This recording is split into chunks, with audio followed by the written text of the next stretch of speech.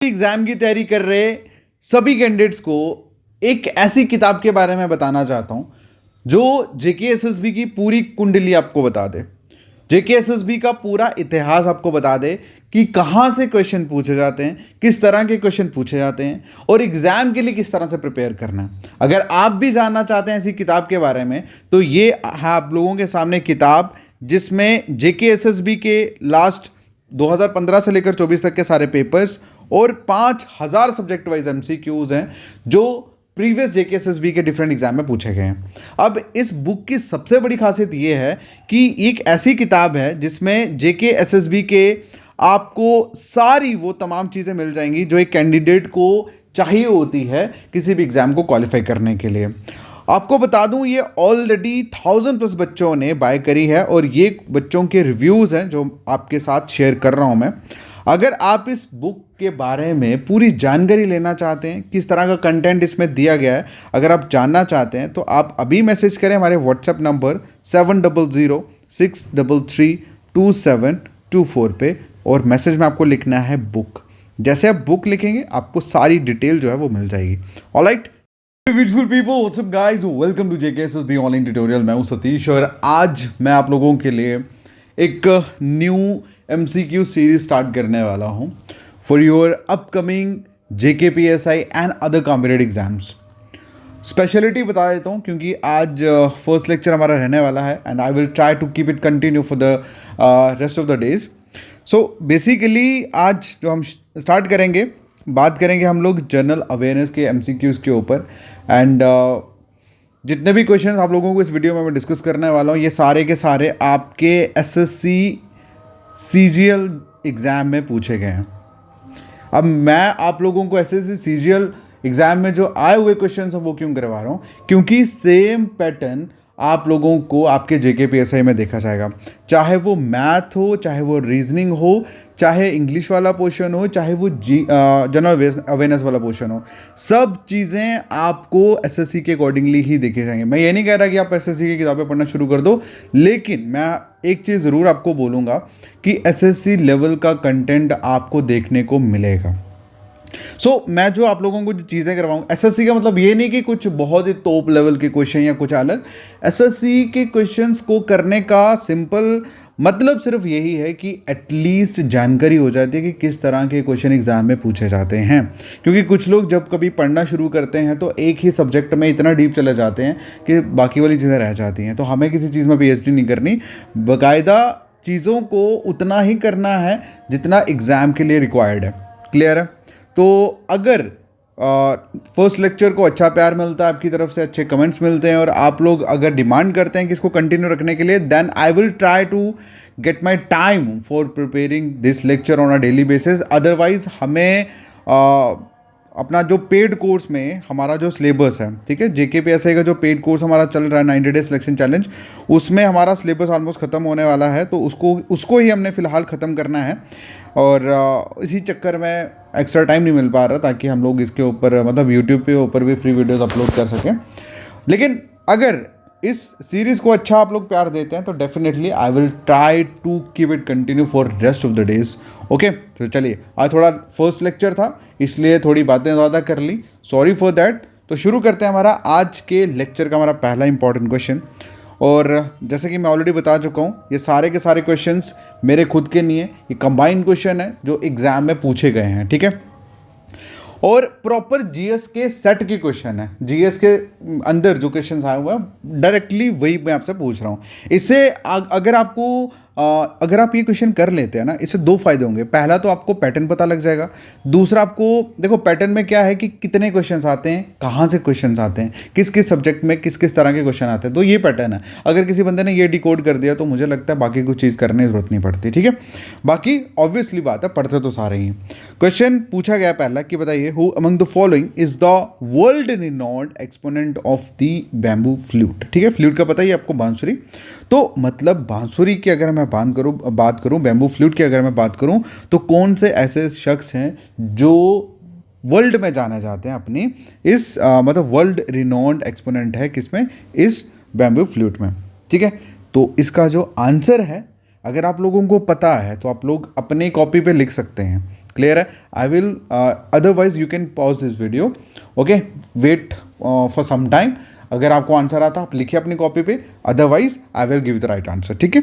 तो इसका जो आंसर है दैट इज हरिप्रसाद चौरसिया। क्या आंसर है? Hariprasad Chaurasia. He is a person जो वर्ल्ड रिनॉन्ड एक्सपोनेंट है किसमें? बैम्बू फ्लूट में। क्लियर है? उसके बाद नेक्स्ट जो क्वेश्चन है, अच्छा देखो मैं आपको पैटर्न भी डिकोड करूंगा। ये जो क्वेश्चन है ना, ये बेसिकली आपकी पर्सनालिटी पॉइंट मतलब स्टैटिक जीके को क्वेश्चन है, ठीक है? उसके बाद अगला जो क्वेश्चन है पूछा गया है कि बताइए what is net investment. Net investment किसे बोलते हैं? क्वेश्चन डायरेक्टली है इकोनॉमी से, ठीक है?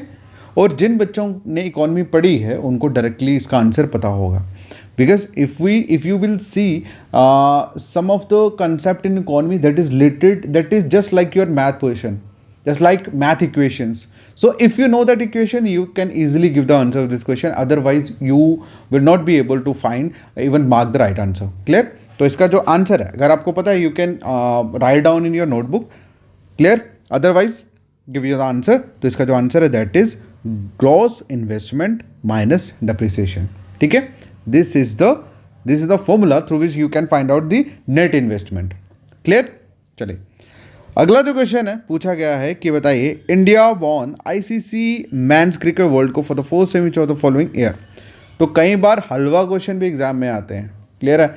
हर एक क्वेश्चन तो भी नहीं आता, कभी कभी हलवा भी दे देते हैं, जस्ट आप लोगों के माइंड को थोड़ा रिलैक्स करने के लिए। तो पहला world cup ICC men's cricket world cup जो हुआ था, ठीक है, कौन से साल में हुआ था? ठीक है, for the first time in which of the year, ठीक है?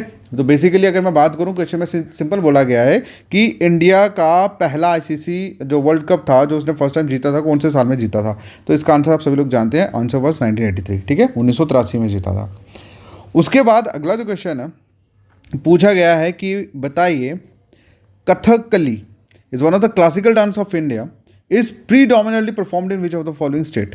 तो कथकली आप सभी को पता है क्या है, ये क्लासिकल डांस है, ठीक है?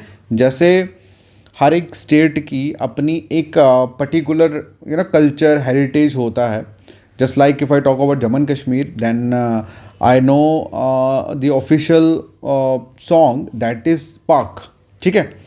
एंड ऑफिशियल डांस के बारे में I think sorry I forget, शायद वो कुंड जिसे बोलते हैं उसे बोलते हैं but I am not sure. लेकिन यहाँ पे बोला है कि कथकली जो है ये क्लासिकल डांस है। अब बताइए कौन सी स्टेट में मतलब प्रीडोमिनेटली परफॉर्म किया जाता है? तो इसका जो आंसर है दैट इज केरला। क्या आंसर है? Kerala. So again I am repeating my dear, ये सारे के सारे क्वेश्चन एसएससी एग्जाम में पूछे गए हुए हैं। क्लियर? उसके बाद अगला जो क्वेश्चन है पूछा गया है कि बताइए आइडेंटिफाई द, अच्छा ये क्वेश्चन जो है ना ये हेरिटेज एंड कल्चर का क्वेश्चन है, heritage and culture. Okay, next जो क्वेश्चन है पूछा गया है बताइए identify the oldest iron and steel company of India from the following option. तो ये क्वेश्चन जो आपके सामने पूछा गया है ये भी एक जनरल क्वेश्चन है, ये किसी जीएस मतलब अगर मैं बात करूं किसी सब्जेक्ट से नहीं है, this is a general question, ठीक है? And most of the people may if they have some awareness about their country, they can easily give the answer of this question. So simple answer is Tata Iron and Steel Company. तो टिस्को जिसे short में बोल सकते हो, this is the oldest steel company of India. Clear? Okay, so next जो question है पूछा गया है कि बताइए the magnificent Kailasa temple at Ellora was built during the rain of which Rashtrakuta king, ठीक है? तो कौन सा राष्ट्रकूटा किंग के रेन का मतलब होता है, मतलब जब किसी रूलिंग पीरियड, ठीक है? रूलिंग पीरियड आप बोल सकते हैं, रेन का मतलब होता है रूलिंग टाइम, ठीक? तो किस ये राष्ट्रकूटा किंग के रूलिंग टाइम पे ये जो कैलाशा टेम्पल जो है एलोरा में बना है, ठीक है? ये मतलब किन्होंने बनाया था, क्वेश्चन में ये पूछा गया। तो इसका जो आंसर है दैट इज कृष्णा वन। क्या आंसर है? Krishna one. Clear? Next question है बताइए इन विच स्टेट और oblique UT is the Hemis festival celebrated. तो हेमिस फेस्टिवल जो है वो कौन सी स्टेट या यूटी में मनाया जाता है? This is the most important question and this is also from your heritage and culture topic, ठीक है? हेरिटेज एंड कल्चर टॉपिक, तो इसका जो आंसर है दैट इज लद्दाख। क्या आंसर है इसका? लद्दाख।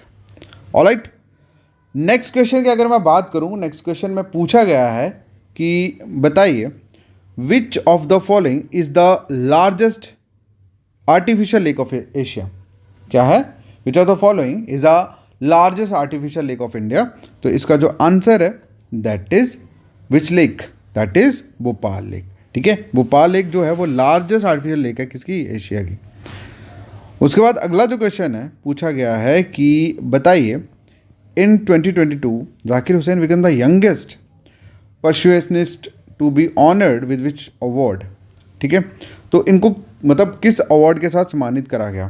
तो इसका जो आंसर है that is the answer is national heritage fellowship. ठीक है, क्या आंसर है? National heritage fellowship. उसके बाद ये बेसिकली अवार्ड से क्वेश्चन है आप लोगों का। ठीक है, ये स्टैटिक से क्वेश्चन है आप लोगों का। एंड नेक्स्ट क्वेश्चन की अगर मैं बात करूं तो ये क्वेश्चन साइंस का है। ठीक है, ये साइंस का क्वेश्चन है। इसमें ये कुछ माइक्रोब्स हैं जिन लाइक रिजोबियम हो गया, उसके बाद सोमनस हो गया एंड निट्रोवेक्टर हो गया।